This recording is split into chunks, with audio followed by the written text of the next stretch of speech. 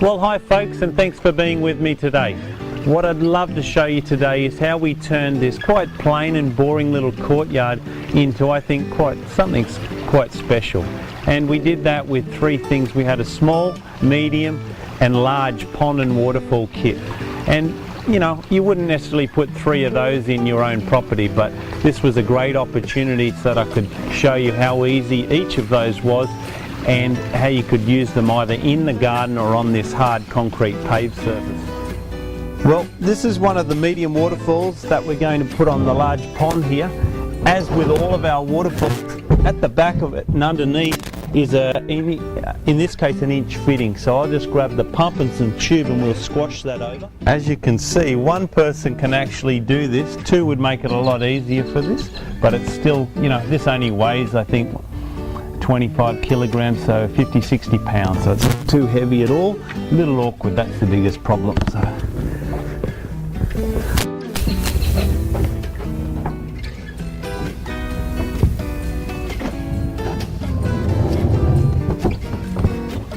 So now what I need to do is I need to grab the little sponge filter, which is great for keeping the leaves from getting caught in the propeller. Also helps keep the pond clean. We'll go into that later about keeping ponds clean and what's necessary for the small, medium and large ponds.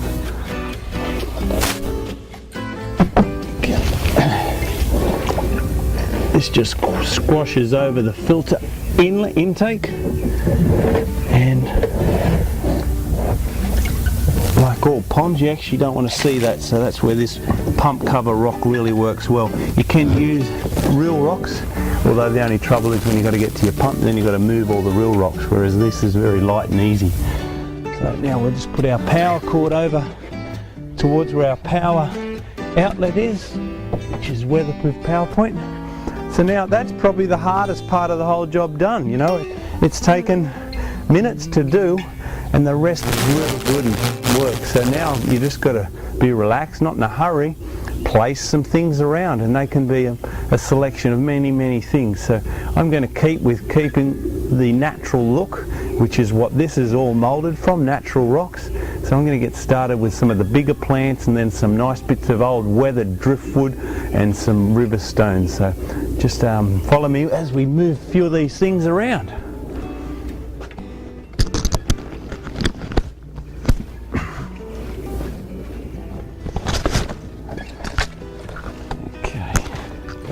That's tucked in there. You don't see the pot. If you did see the pot, then there's plenty of rocks and other ways of camouflaging those. We'll get a bit of flower and colour in there with some lovely azaleas tucked in at the back here. Okay. So usually you put your bigger plants and your bigger things around first and move from there to your smaller, more decorative little pieces.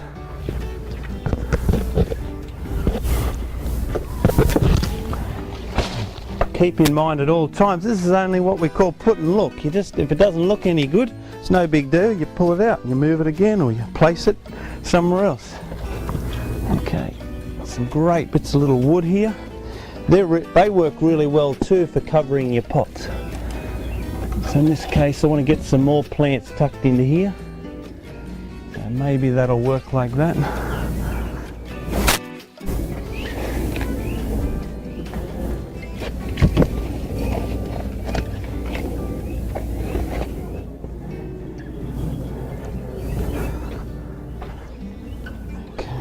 So whenever you're down in the local bush or an old farmyard and the farmer's knocked out all the bits of timber to make sure he's got more room for his cows on the on the open pastures, well, this way you grab some of this old bits of wood and use them to camouflage these edges and bring some realism to what you're doing.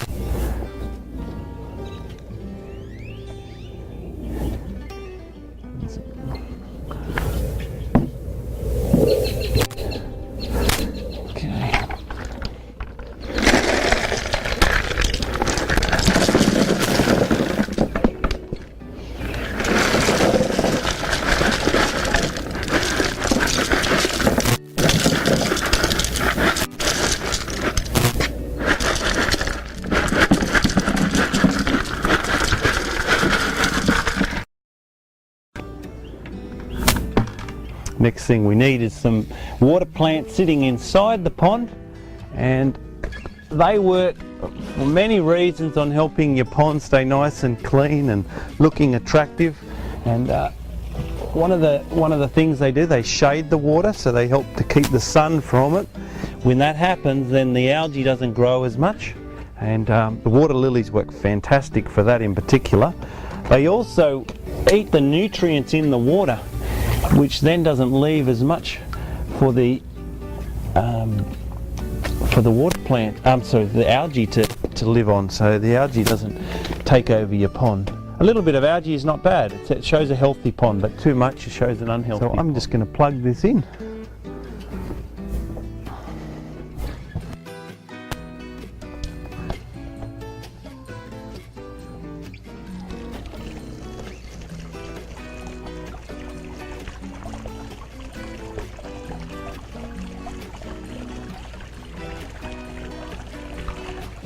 This waterfall is meant to get water running right over to the right hand side, and it doesn't have to run as much as the left hand side.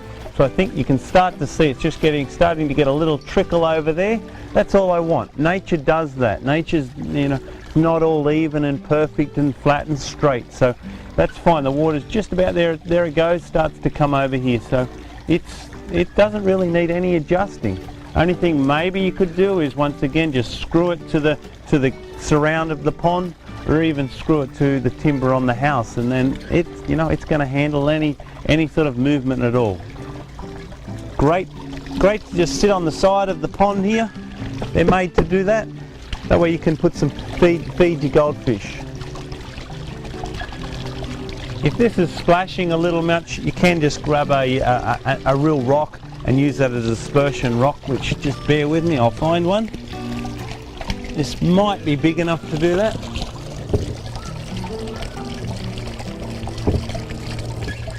There you go. So now all you have to do is sit back and enjoy.